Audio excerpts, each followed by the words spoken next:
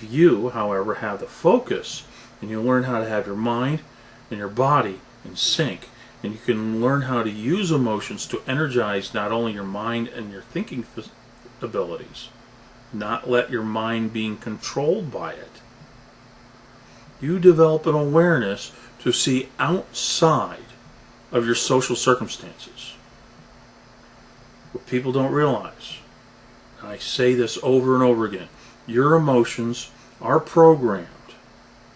Your actions and reactions are meant to be predictable with your social peers, and you're programmed to think, act, and say within certain personality parameters in society based on those emotional patterns.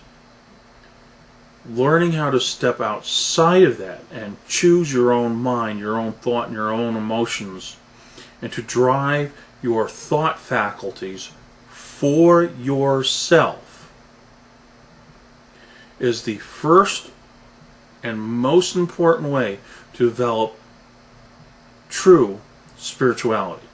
Many people can develop magical abilities without doing this, but those magical skills are only limited by the social and spiritual circumstances that you have personally accepted, that you've taken for granted, without thinking about it, without analyzing your mind or your emotions.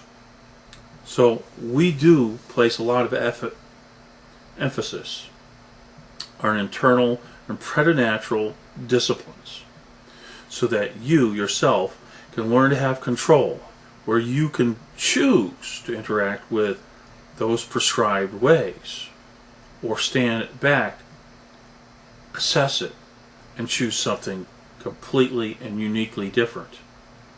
This is what I hope you do, so that you can become a unique and authentic individual. That is what's really important to what people embracing change is about. But when you start developing that, we start working on paranormal development. And paranormal development means once you've worked your internals, you've got an inner landscape of knowing who you are and be able to block out what you are not. Knowing who you are, now you can sense what is outside of you and what influences are out you. Mental, emotional, spiritual, psychic, physical, or see the blend of it. You start developing the ability to understand the subtle perturbations against yourself that are not you, and see them and those things outside you for what they really are, based on your own personal perspective. And that's always congruence. So this personal development process and what to expect and what is needed, and this is what we go into. We'll go into personal development much more thoroughly. And we start working with how we interact with things outside ourselves. And first of all, you do space cleaning. How to clean your space and be aware of your space. Your space has a presence. You walked into buildings and they have a particular feeling? Yes, you have. And other places they feel different. That's because of the energy that's there. That's why the house cleansing and those techniques are one thing, and your house can feel completely different from you, or you can impress upon it to feel as you. And there are caveats to that. We discussed that. Start developing concepts about other planes of existence and other awareness. Develop psychic self-defense. How to put up shields. How to sense auras and colors. Different sensing skills, whether they're passive or active. What kind of active skills? How to meditate. Do meditation again. This time, meditation becomes more focused in your interactions with things and be able to follow them and use the rich symbology that you develop for yourself so that you can understand how you interact with things, why you see things in your mind's eye the way you do, versus the energetic blobs of things that they are, that your emotions and the upwelling feelings that you learn from your internal landscape present to your mind's eye a sense of feelings and a sense of colors, a sense of images that have no symbolic references. Eventually, some of these things you can have standard symbolic images that can overlay it.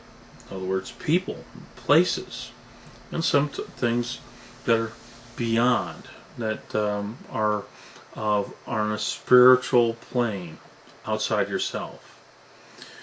There's a lot of things in the normal day-to-day world that have interactions with humans, and they have developed some sort of anthropomorphic relationships, and this is where we talk about fays and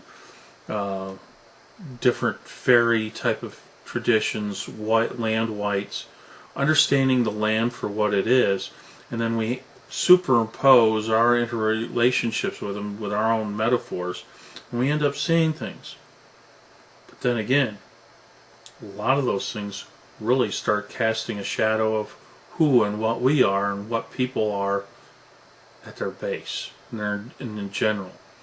So it's good to understand people and the environment and learn how to see it for your own personal perception and see things for what they are. Then we start talking about intermediate type of yogas, where you are now using these yogas to identify, work with, and cultivate internal energy from outside of yourself. And this is, yogas tend to have this gamut from internal to external, and then they end up going into supernatural. A lot of that is based on the spiritual traditions that they come from. However, you also then have a choice of how you can practice that.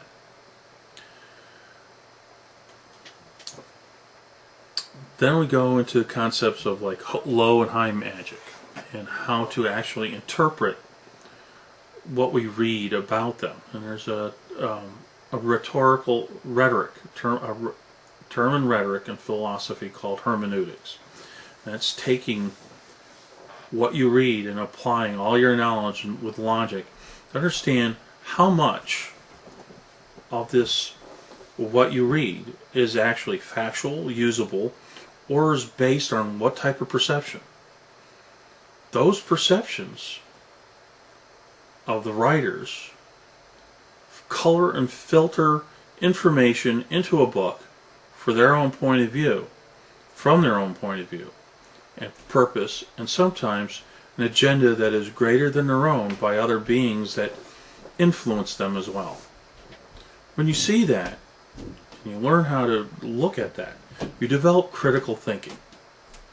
And this is something we want to teach, is critical thinking, and the ability to ask questions, not being disrespectful, but being able to see them for what they are, and be able to develop your own opinions and look how these things apply to yourself. And you use these abilities to revisit this information all through your lifetime and see whether this information applies to you now, applies to you differently, applies to the way you look at things. We start looking at how to deconstruct the components, and then you develop reading skills to look for faith or feeling-based information that casts a shadow on what they're writing. And once you're able to understand that, you develop the critical thinking, and you start applying and figuring out what type of venues, what type of spiritual paths that you wish to choose.